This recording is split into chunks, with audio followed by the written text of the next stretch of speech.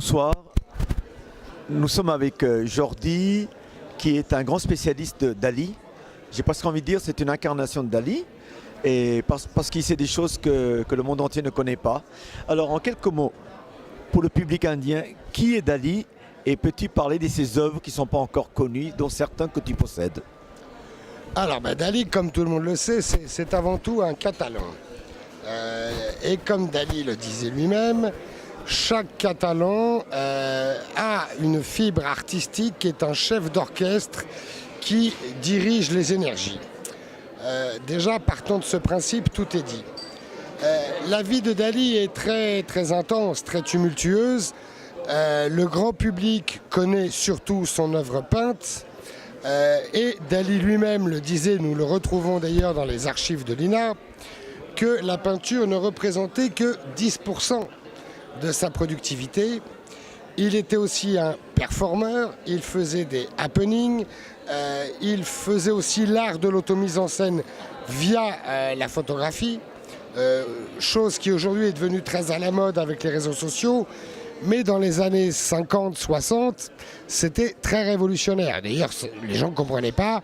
Et ces photos ont fait surface quelques décennies plus tard, notamment quand j'ai fait l'exposition Dali au Festival de Cannes, il y a 10 ans, en 2006, dont voici le catalogue.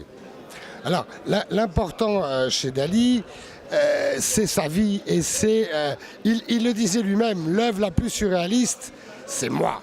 C'est le personnage qu'il s'était créé et constitué. Et c'est ce qu'a présenté le Centre Pompidou en partie lors de la rétrospective 2012-2013. Et c'est ce que nous présenterons cet été au musée de Bormes-les-Mimosas, juillet, août, septembre. Une exposition phare et non-stop pour tout l'été. Dali, finalement, il a vécu pendant la période, si on peut dire, orientaliste, où le grand orientalisme commençait à un petit peu à influencer la création contemporaine. Peut-on dire que lui surfait aussi sur ce mouvement? Oui, on peut le dire si on part du principe que Dali a surfé sur tous les mouvements. D'ailleurs, ses premières œuvres d'enfance, nous dirons, mais où il a déjà été primé, étaient à la fois des œuvres figuratives, et puis ensuite, sous l'influence Picasso, il s'est lancé aussi dans des œuvres plus ou moins cubiques et plus ou moins modernes. Et puis ensuite, il est revenu sur une peinture plus figurative, mais laissant place à son imaginaire, à son subconscient et à ses fantasmes. Et c'est là qu'est vraiment né sa peinture surréalisme. Et surtout et essentiellement la paranoïa critique, c'est-à-dire une image en cache une autre et à l'infini. Peut-on dire qu'il a pu avoir une influence de l'art indien? Certainement, certainement. Je ne serais pas assez spécialiste pour le dire, mais j'en suis intimement convaincu parce qu'il avait une réelle admiration aussi pour l'Inde. Il avait une culture générale énorme, il lisait énormément et surtout sa femme lui lisait énormément de livres quand il peignait.